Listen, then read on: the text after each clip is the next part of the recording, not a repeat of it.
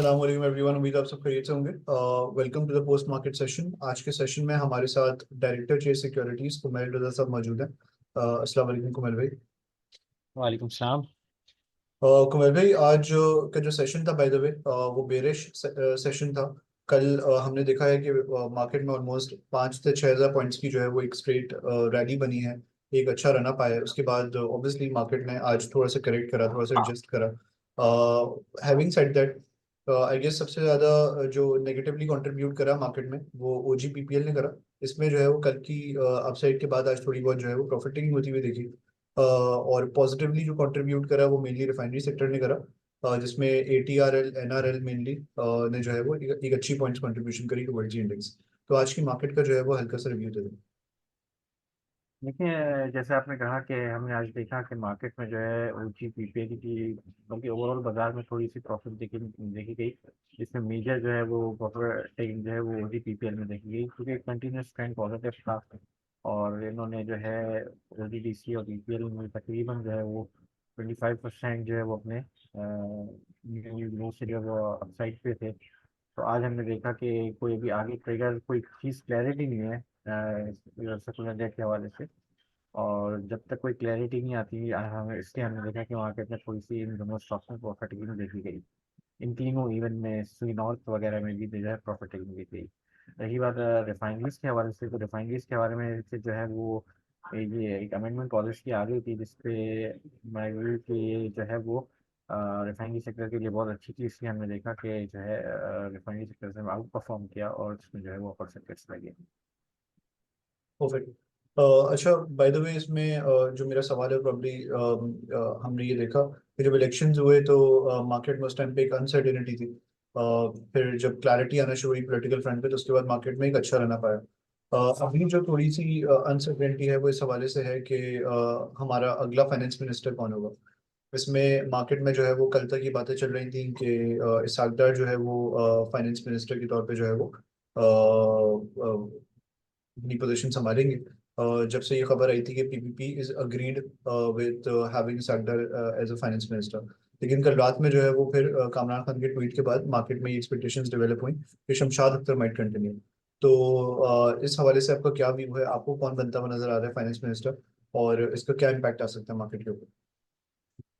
देखिए, पहले तो यही था कि जो है सागर साहब जो है वो निगोशिएशंस के फेज में थे, और निगोशिएट भी शायद कर लिया था, जिसके बाद हमने कल ट्वीट भी देखा था कि जो है वो पीपीपी और जो है वो सागर में जो है वो जो है आपस में जो है वो मीन्स ऐसा बाहमी मुशावरत हो चुकी है। और इस पर जो है वो लग रहा था कि साडा फाइनेंस मिनिस्टर जो है वो संभालेंगे। बट जब हमने रात को देखा कि कामरान खान ने कहा कि कामरान खान के ने ट्वीट किया कि जो है इनके सोर्सेज के मुताबिक जो है शमशाद अख्तर ही जो है वो कंटिन्यू करेगी, तो मुझे मुझे ये लगता है कि जो है वो शमशाद अख्तर अगर कंटिन्यू करती हैं तो जो है वो गवर्नमेंट के लिए बहुत अच्छा हो जाएगा। और पॉलिटिकल इकोनॉमिक साइड पे जो है वो काफ़ी बेहतरीन काम कर रही है, तो इस फ्रंट पे उनका आना, फिर एसआईएफसी के साथ मिलकर काम करना, तो ये जो है वो पॉजिटिव होगा। और फिर इसी पे अगर शमशाद अख्तर जो है वो अगर बनती है फाइनेंस मिनिस्टर, तो हम जो है एक पॉजिटिव मोमेंटम, एक कॉन्फिडेंस मार्केट में देख सकते हैं। परफेक्ट। अच्छा, मैं प्रॉब्ली कल हमने ये देखा कि काइबोर का रेट जो है वो 10 बिप से जो है वो नीचे आया था आफ्टर लोअर, जो सीपीआई डेटा जो लोअर साइड पे आया था उसके बाद। तो जो अभी एमपीसी आ रही है उसमें क्या एक्सपेक्टेशंस हैं, क्या हमें कोई टोकन कट देखने में नजर आ सकता है। देखिए, लगता तो यही है कि जो है वो अनचेंज होगा, बट ये कि एक व्यू है, एक आइडिया है, जो इन्फ्लेशन जो नीचे आई है और जो है हमने वो जो है ड्रॉप भी देखा है, तो उसकी उस पे लगता तो है कि शायद एक सरप्राइज कट आ जाए 50 बिप्स का। और इन केस अगर नहीं भी आता है तो नेक्स्ट मॉनेटरी पॉलिसी में तो वो रेट जो है वो लगता है कि कट ही जाएगा। तो इस व्यू पे जो है व्यू ये करना चाहिए कि अगर एक स्लाइड टोकन कट आ गया तो मार्केट जो है वो पॉजिटिव रिएक्ट कर जाएगी, और इससे बहुत सारे सिक्लिकल स्टॉक्स में जो है वो अच्छा पॉजिटिव मोमेंटम कंटिन्यू हो जाएगा। परफेक्ट। अच्छा, इसके अलावा हमने फरवरी के जो सीमेंट्स के डिस्पैचेस देखे हैं वो थोड़े लोअर साइड पे आए हैं। इसकी क्या वजह रही है, इस हवाले से आपका क्या व्यू है, और मार्च और अप्रैल में किस तरीके का डेटा एंटिसिपेटेड है? देखिए ये हर साल ही होता है कि जब सर्दियाँ होती है तो डिस्पैचेस के नंबर्स लो हो जाते हैं। ठीक है, और अभी वैसे भी इलेक्शंस थे और चीज़ें रुकी हुई थी। मुझे लगता है आफ्टर रमज़ान जो है, रमज़ान में भी शायद डिस्पैचेस के नंबर स्लो हो, बट आफ्टर रमज़ान लगता है कि जो है गवर्नमेंट भी एक जो है वो स्टेट में आ चुकी होगी। और इसके बाद जो है वो आपका इसमें ये लगता है कि आपकी सर्दियाँ भी और रमज़ान भी निकल फैक्टर भी निकल चुका होगा। तो नंबर्स में बेहतरी नज़र आती है। और फिर हम देखेंगे कि इस दफ़ा अगर कूपन कार्ड आ गया तो बहुत अच्छी बात है, और केस इन केस नहीं आता तो नेक्स्ट टर्म में जो है मॉनेटरी पॉलिसी में कट एक्सपेक्टेड है, तो उसकी वजह से लगता है कि वैसे ही जो है वो सीमेंट्स वगैरह में इंटरेस्ट आ जाएगा। परफेक्ट। अच्छा, आज जो मेन पॉइंट्स कंट्रीब्यूशन थी वो रिफाइनरी सेक्टर की तरफ से थी, जिसमें एनआरएल ने जो है वो कैप पे क्लोज करा, और एटीआरएल के अंदर भी एक अच्छा प्राइस रहना पाया। तो इसके पीछे क्या वजह थी? बस ये मैंने आपको अभी भी जैसे पिछले पॉइंट में बताया कि जो है अमेंडमेंट पॉलिसी आई थी और हमने देखा कि जो है वो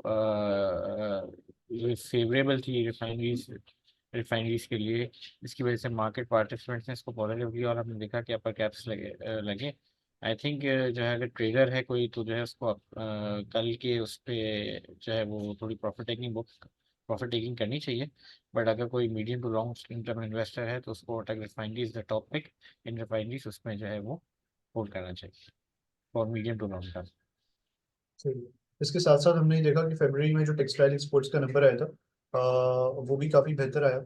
और शहबाज शरीफ की तरफ से ये हमने अनाउंसमेंट भी होती हुई देखी थी कि उन्होंने ये अनाउंस कर रहा था कि रिबेट्स वगैरह जो है वो इशू की जाएंगी। तो इस हवाले से आपका क्या व्यू है, और टेक्सटाइल सेक्टर को आप किस तरीके से देख रहे हैं? जी बिल्कुल यही है कि कल जैसे ही शहबाज शरीफ ने जो है वो प्राइम मिनिस्टर बने हैं तो उन्होंने जो है वो कल सबसे पहले ही अनाउंस किया कि जो है रिफंड 65 बिलियंस के हैं वो एक्सपोर्टर्स को दे दी जाए। और ये एक जो है वो बहुत अच्छी खबर थी टेक्सटाइल सेक्टर के लिए। इसमें हम देखेंगे कि अगर इसी तरह रिफंड मिलते रहे और इसी तरह हमारी एक्सपोर्ट बढ़ती रही तो ये जो है हमारे करंट अकाउंट के लिए भी अच्छा होगा, और जो है वो हमारी एक्सपोर्ट्स बढ़ने से जॉब क्रिएशंस भी होंगी। और जो है वो आप हमारा export sector textile sector export sector overall और उसमें टेक्सटाइल सेक्टर ग्रो करेगा। तो इन माय व्यू के जो है टेक्सटाइल में भी जो है वो काफ़ी पोटेंशियल है। और जो है वो इसमें जो बेस्ट टॉपिक है मार्केट के लिहाज से उसमें वो आईएलपी है। और इंटरलूक जो है वो एक बहुत अच्छी कंपनी है, एक्सपोर्ट्स भी बहुत अच्छी है और आगे ग्रो भी कर रही है, तो इसमें आईएलपी को देखना चाहिए। अच्छा कुमार भाई, to wrap up this session, last question is regarding के जो रिमेनिंग सेशंस है इस वीक के, स्पेसिफिकली स्पीकिंग कल का जो सेशन है, उसमें किस तरीके की हम एक्टिविटी एंटिसिपेट कर सकते हैं? आज तो हमने थोड़ी और प्रॉफिटिंग होती हुई देखी, क्या कल ये बेरिशनेस मार्केट में कंटिन्यू रहेगी? देखिए मुझे लगता है मार्केट थोड़ा सा काफ़ी सेशंस बड़ी एक साथ तो थोड़ी कंसोलिडेट कर सकती है। बट ये है कि कोई भी ट्रिगर जैसे फाइनेंस मिनिस्टर जैसे शमशाद अख्तर का नाम आज फाइनल हो जाता है, या कोई भी ट्रिगर जो है वो सस्पेंड के हवाले से हो जाता है तो उस पर मार्केट जो है वो पॉजिटिव रिएक्ट कर सकती है। और मार्केट किसी भी ट्रिगर का वेट कर रही है। आई थिंक शमशाद अख्तर का हो जाता है और फिर जो है वो आपका ये सर्कुलर डेट के हवाले से काम शुरू हो जाता है तो वो मार्केट उसमें पॉजिटिव रिएक्ट करेगी। Perfect. Thank you so much Kumar भाई for taking out time for this session. अल्लाह हाफिज़। तो